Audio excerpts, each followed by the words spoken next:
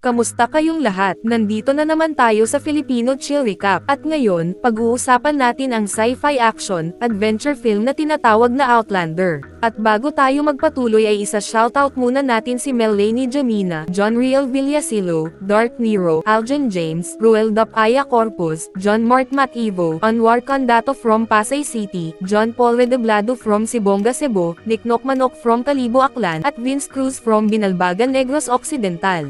Kung meron kang maliit na negosyo o tindahan, pwede mong gamitin ang Pandan POS app. Magagamit ito kahit offline kahit walang internet. Pwede kang mag-check ng sales, orders, at inventory. Perfect ito para sa mga gustong mag-track at makita ng real-time ang progreso ng inyong negosyo. Kaya ano pang hinihintay mo? Ay install na ang Pandan POS app. Maghanda na kayo dahil sa mga spoilers na darating. Noong 709 AD, bumagsak sa lupa ang isang spaceship na halos wasak na. Mula rito, lumabas ang dalawang astronaut na suot ang sobrang advanced na spacesuits at lumutang sila mula sa ilog kung saan bumagsak ang kanilang barko. Isa sa kanila ay malubha ang sugat kaya agad siyang hinayla palabas ng tubig ng kanyang kasama. Dahil may oxygen sa paligid, tinanggal niya ang kanyang helmet at nawalan siya ng malay. Pagkagising niya kinabukasan, napagtanto niyang patay na ang kanyang kaibigan. Wasak at pira-piraso ang katawan nito, at alam na niya agad kung sino ang may gawa. Nakita niya ang kanyang super compute na lumulutang sa ilog kaya agad niya itong kinuha at nagtanong tungkol sa lahat ng impormasyon ng planetang kinaroroonan niya at pati na rin sa solar system. Agad nitong nilipat ang lahat ng datos tungkol sa Earth, sa mga nilalang dito, at sa mga wika ng tao. Ibig sabihin, ang astronaut na ito ay hindi talaga galing sa Earth kundi mula sa ibang planeta na may napaka-advanced na teknolohiya. Inilibing ng astronaut ang kanyang kaibigan at nagsimulang maglibot sa Earth. Nakarating siya sa isang baryo na wasak.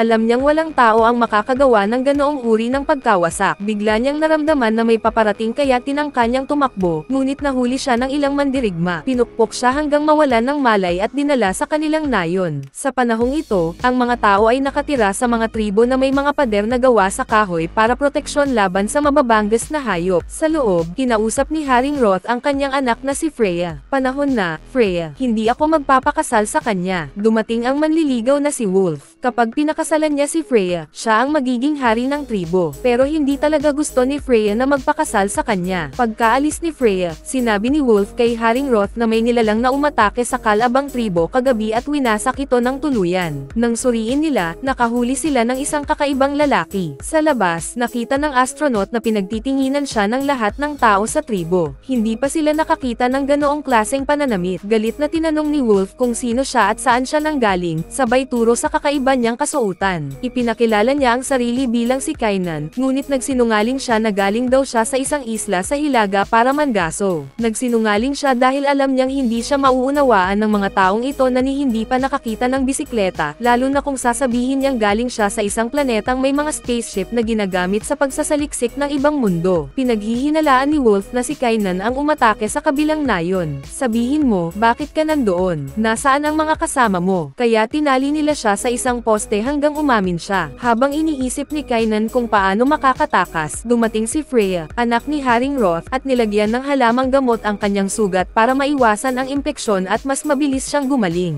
Samantala, nag-aalala si Haring Roth. Ang nayong nawasak kagabi ay pagmamay-ari ng kanilang kaaway na tribo. Matagal nang may alitan ang dalawang tribo, at natatakot si Roth na akusahan sila ng hari ng kabilang tribo na si Gunnar at maghayganti. Kaya iniutos niya kay Wolf na hanapin si Gunnar at ipaliwanag na wala silang kinalaman sa pagkawasak ng kanyang nayon. Sa ibaba, nililinis ni Freya ang mga sugat ni Kainan. Ikaw ba ang umatake sa nayon ni Gunnar? Hindi. Sinubukan ni Kainan na samantalahin ang pagkakataon para pabagsakin si Freya at makatakas. Ngunit paglabas niya, narinig niya ang mga babala sa buong nayon na sila ay inaatake at kailangang maghanda ang lahat ng mandirigma. Akala ng lahat, Kalabang tribo ang umatake, pero isang kakaibang nilalang ang gumagalaw ng sobrang bilis at winawasak ang kanilang nayon. Wala pang nakakita ng ganoong mapanganib na nilalang. Nakita ni Kainan ang halimaw at sinundan ito, na nagpapakita na kilala na niya ito. Papunta na sana siya para patayin ito, pero nahuli siya muli ng mga bantay ng tribo. Habang nakatali, naalala niya kung paano inatake ng parehong halimaw ang kanyang planeta at winasak ang lahat. Kinabukasan, dinala si Kainan kay Haring Roth na agad humingi ng katotohanan. Ipinagtapat niya na ang halimaw ay hindi galing sa Earth kundi mula sa isang alien planet. Iyon din ang halimaw na pumatay sa kanyang kanyang mga tao, at napunta ito sa Earth dahil sa kanyang pagkakamali. Ngayon, lahat ng tao sa Earth ay nasa panganib. Ang halimaw na ito ay gumawa na ng teritoryo, at nandito kayo sa loob nito. Sinabi ni Kainan na kahit mangangaso sila, hindi nila kayang patayin ang halimaw kahit sama-sama. Kaya dapat siyang palayain dahil siya lamang ang makakatalo rito. Pero hindi pa rin siya pinagkakatiwalaan. Kaya pagsapit ng madaling araw, tinali nila ang kanyang mga kamay at isinama siya sa isang grupo ng mandirigma na maghahanap sa halimaw.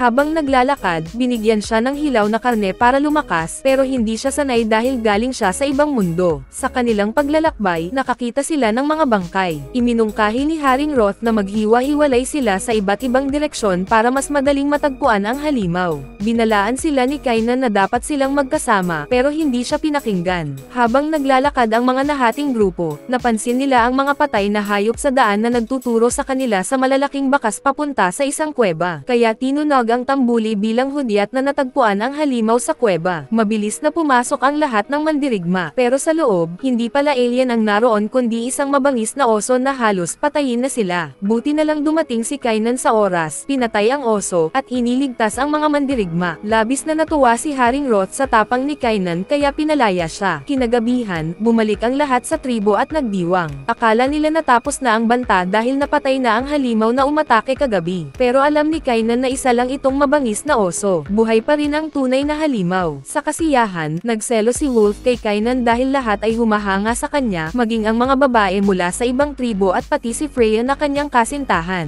Kaya hinamon niya si Kainan sa isang laro kung saan kailangan nilang magbalanse at dumaan sa magkakapatong na mga kalasag. Matapos ang mahirap na paligsahan, natalo si Kainan sa huling bahagi, pero humanga si Wolf sa kanya at naging magkaibigan sila. Sa panahong iyon, mataas ang respeto sa magigiting na mandirigma. Pagkatapos ng kasiyahan, nilapitan ni Freya si Kainan ng pribado para pasalamatan siya sa kanyang katapangan na nagligtas sa buhay ng mga mandirigma. Muli niyang sinabi kay Freya na ang mabangis na oso ay hindi tunay na panganib. Ang totoong banta ay ang alien na halimaw na malaya pa rin at maaaring umatake sa kanila anumang oras. Habang nag-uusap sila, biglang umatake ang kalabang tribo. Mabilis na naglaban ang dalawang grupo ng mandirigma. Nakisama rin sa laban sina Kainan at Freya. Samantala, galit na umatake si Gunnar, pinuno ng kalabang tribo, kay Haring Roth. Malapit na niya itong patayin nang biglang sumaklolo si Kainan at nailigtas ang hari. Ngayon, umatras na ang mga kalabang mandirigma. Bago umalis, galit na sinabi ni Gunnar, "Ito'y simula pa lang. Babalik kami para ipaghiganti ang pagkawasak ng aming nayon. Dudukutan ko ang puso mo mula sa nabubulok mong dibdib." Matapos ang dalawang magkasunod na gabi ng pag-atake, halos bagsak na ang kalagayan ng nayon. Sinabi ni Freya kay Kainan na hinding-hindi uurong si Gunnar. Babalik ito dala ang buong hukbo upang muling makipaglaban. Samantala, nagkubli sina Gunnar at ang kanyang mga mandirigma sa kagubatan, naghihintay ng tamang oras para umatake muli. Ang iniisip pa rin nila, ang tribo ni Haring Roth ang Samire sa kanilang nayon. Ngunit sa gitna ng kagubatan, biglang lumitaw ang parehong alien na halimaw at isa-isang pinapatay ang mga tauhan ni Gunnar. Nagulat si Gunnar sa sobrang delikado nitong nilalang. Naglalabas ito ng liwanag mula sa bawat bahagi ng katawan. Kahit lumaban ang kanyang mga mandirigma, wala silang laban dito. Hindi pa siya nakakita ng ganoong klaseng halimaw. Para mailigtas ang sarili, tumakbo si Gunnar kasama ang natitirang tao niya pabalik sa nayon ni Haring Roth para humingi ng tulong. Pagdating nila, muntik na silang patayin ng mga mandirigma ng nayon pero agad na napansin ni Kainan na tumatakas lang sila. Sa kabila ng pagtutol ng lahat, binuksan niya ang tarangkahan para kay Gunnar at sa kanyang mga tao. Ipinakita ni Kainan sa lahat kung paano pinapatay ng malaking alien ang mga natitirang tao sa labas bago ito muling tumakbo papunta sa kagubatan. Doon naniwala ang lahat na tama siya, buhay pa ang totoong panganib. Nagtipon ang lahat sa bulwagan para pag-usapan kung paano lalabanan ang alien na halimaw. Iminungkahi ni Kainan na pansamantalang kalimutan muna ng dalawang tribo ang kanilang alitan at magsanib puwersa laban sa halimaw, dahil kung hindi, wala nang matitirang tao para mag-away pa. Parehong nagkasundo ang dalawang pinuno at tinanong si Kainan kung paano nila lalabanan ang halimaw. Kinabukasan,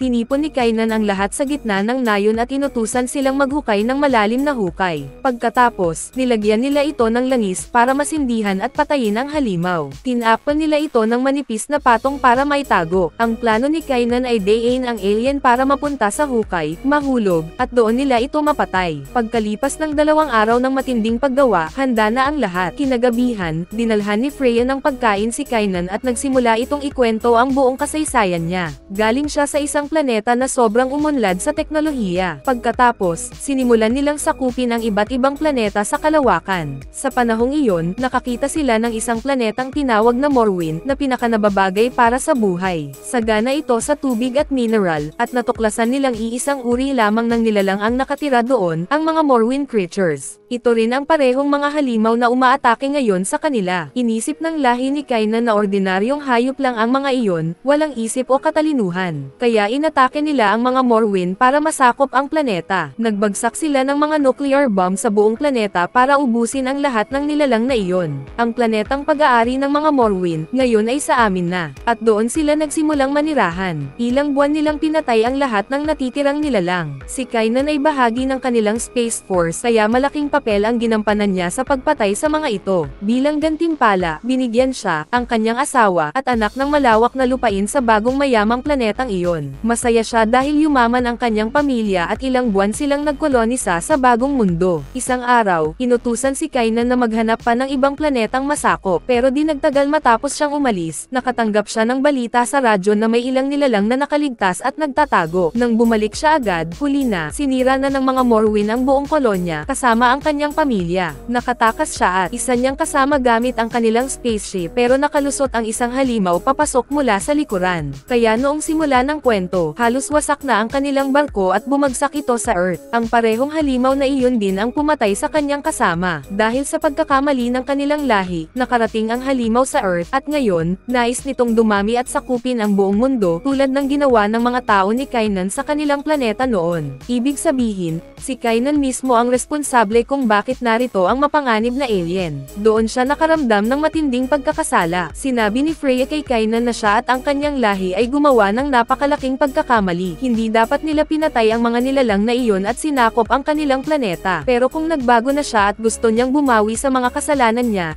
dapat niyang tulungan ang mga taga-nayon at ayusin ang lahat. Pagsapit ng gabi, handa na ang lahat ayon sa kanilang plano. Naghihintay sina Kainan at Wolf sa labas ng tarangkahan para dumating ang alien. Sobrang lamig sa paligid at sobrang dilim kaya halos wala silang makita. Kaya inihagis ni Kainan ang dala niyang sulo. Laking gulat nila nang makita nilang papalapit na ang alien. Agad silang tumakbo pabalik sa nayon para habulin ito at madala sa kanilang bitag. At nagtagumpay sila, nahulog ito sa hukay na inihanda nila kanina pa. Naghihintay na ang lahat at mabilis nilang pinaputok ang mga palason na may apoy papunta sa hukay. Agad itong nagliyab. Dahil may langis sa loob ng hukay, isang napakalakas na pagsabog ang nangyari. Lahat ay nagulat dahil mas malakas pa ang sabog kaysa sa inaasahan nila. Pero biglang lumitaw ang isang maliit na alien mula sa balon ng nayon na nagpabahala sa lahat. Ibig sabihin, babae ang malaking alien at nagsimula na itong dumami sa Earth. Walang handa laban sa maliit na alien. Lumapit si Haring Roth para iligtas ang lahat at napatay siya habang pinoprotektahan ang iba. Samantala, muling lumabas mula sa apoy ang malaking alien, buhay pa rin. Ngayon, mas galit ito dahil sa pagkakasunog. Hindi alam ng iba ang gagawin dahil hindi talaga sila katapat ng alien. Sinimulan nitong patayin ang maraming mandirigma at dinukot ang ilang tao bago tumakas papunta sa kagubatan. Kinaumagahan, nagsimula ng lumikas ang mga tao mula sa nayon. Nabigo ang kanilang pinakamalaking plano. Kahit ganoon kalakas na pagsabog, hindi pa rin nila napatay ang alien. Ngayon, halos mawalan na ng pag-asa ang lahat. Lumapit si Kainan kay Wolf at sinabi niyang simula nang mamatay si Haring Roth kagabi, si Wolf na ang bagong hari ng kanilang tribo. Kaya tungkulin na niyang iligtas at protektahan ang kanyang mga nasasakupan. Hanggat buhay ang halimaw na iyon, wala ni isa ang ligtas. Kaya pakiusap ni Kainan, huwag pa rin silang sumuko. Iminungkahi niyang pumunta sila sa balon kung saan lumabas ang maliit na alien kagabi. Doon siya nanggaling. Doon rin tayo pupunta. Pero bago iyon, kailangan muna nilang gumawa ng mga sandatang kayang tumagos sa sobrang kapal ng balat ng alien. Dinala ni Kainan sina Wolf at Freya sa ilog kung saan bumagsak dati ang kanyang spaceship. Lamusong sina Kainan at Wolf para hanapin ang mga piraso ng spaceship. Nakuha nila halos lahat ng metal at ibinalik sa nayon. Ang spaceship ay gawa sa pinakamalakas na metal na kayang tumagal sa pressure ng orbit, kaya ang mga sandatang gagawin mula rito ay kayang pumatay ng mga alien. Pero pag-ahon ni Kainan matapos ang huling muling pagsisid, gumuho ang lahat. Nakabitin si Wolf na walang malay sa ilang piraso ng debris, at si Freya naman ay hindi na matagpuan. Mabilis na bumalik si Kainan sa nayon. Inutusan niya ang lahat na agad gumawa ng mga sandata mula sa metal na iyon. Makalipas ang kaunti, nagkamalay na rin si Wolf at mabilis naghanda ang lahat gamit ang kanilang mga bagong sandata. Sama-sama silang pumasok sa balon para habulin ang mga alien. Tama ang kanilang hinala, may isang napakalaking kuweba sa ilalim ng balon na malamang ginawa ng malaking alien. Sa loob ng mga kuweba, nagising si Freya at nakita niya ang maraming bangkay na dinala roon ng alien. Nakita rin niyang kinakain ng maliit na alien ang mga bangkay na iyon. Ibig sabihin, dinadala ng babaeng alien ang mga tao para pakainin ang kanyang anak. Biglang naramdaman ng batang alien na may mga taong papalapit. Nasa paligid na pala sina Kainan at Wolf kasama ang iba. Tahimik na sumusulong ang grupo nang biglang umatake mula sa likod ang maliit na alien at nakapatay ng ilan. Pero agad namang lumaban ang mga mandirigma gamit ang kanilang mga bagong sandata at tuluyan nilang napatay ang batang alien. Ngunit narinig na rin sila ng malaking alien at lumabas ito mula sa kuweba. Tumakbo sina Kainan, Wolf, at Freya palabas hanggang sa marating nila ang isang talon sa tuktok ng burol. Wala na silang matatakbuhan. Sa loob ng kuweba, galit na galit ang malaking alien nang makita ang kanyang anak na patay. At nang lumabas sina Kainan mula sa ilalim ng talon, bigla itong lumitaw at dinakma si Wolf. Alam ni Wolf na hindi na siya makakaligtas, pero nilabanan pa rin niya ang bunganga ng alien para iligtas ang kanyang mga kasama. Nasugatan ang alien, pero kinagat at pinatay pa rin nito si Wolf. Sa huli, inihagis ng alien ang bangkay ni Wolf kay Kainan. Nalungkot ang babaeng alien sa pagkamatay ng kanyang anak, at nang makita si Kainan, naalala niyang ang lahi ni Kainan ang sumikop sa kanilang planeta at pumatay sa buong species nila. Nagsimula ang matinding labanan sa pagitan ni Kainan at ng babaeng alien. Mabilis na ginamit ni Kainan ang kanyang liksi at ang tubig bilang kalamangan, hanggang sa maputol niya ang buntot ng halimaw. Pero unti-unti siyang napagod. Sa tamang oras, dumating si Freya mula sa likod at inistorbo ang alien, dahilan para sabay silang mahulog ni Kainan sa gilid ng talon. Doon lamang nagkaroon ng pagkakataon si Kainan, sinaksak niya ang leeg ng alien, dahilan para mahulog ito pababa at tuluyang mamatay. Labis ang lungkot ni Kainan at Freya sa pagkawala ni Wolf na isinakripisyo ang buhay para sa kanyang tribo. Ngayon, napagdesisyonan ni Kainan na manirahan na sa Earth kasama si Freya. Sa totoo lang, nagmahala na silang dalawa. Bukod pa roon, galit na si Kainan sa sarili niyang lahi dahil sa pananakop ng ibang planeta at pagpatay sa mga nilalang doon. Ngunit biglang naalala ni Kainan na ang supercomputer ng kanyang barko ay palaging nagpapadala ng kanyang lokasyon sa kanyang mga kababayan. Ibig sabihin, paparating na ang maraming barko ng kanyang lahi papunta sa Earth. Agad niya itong pinatay sa tamang oras dahil alam niyang kapag nadiskubre ng kanyang lahi na ang isang planetang sagana sa yaman gaya ng Earth ay walang depensa, tiyak na papatayin nila ang mga tao at sasakupan ang lahat. Ngayon, matapos ang pagkamatay ni Wolf, si Kainan na ang naging bagong hari ng buong tribo. Nasa kanya rin si Freya. Ibig sabihin, matapos mawala ang una niyang pamilya, nakatagpo siya ng panibagong pamilya. At sa masayang pagtatapos na ito, natapos ang kanilang kwento. Mag-subscribe na kung hindi ka pa nakasubscribe, pindutin na rin ang notification bell at like button para sa marami pang movie recap katulad nito, at mag-iwan ng comment down below. And as always, thank you for watching.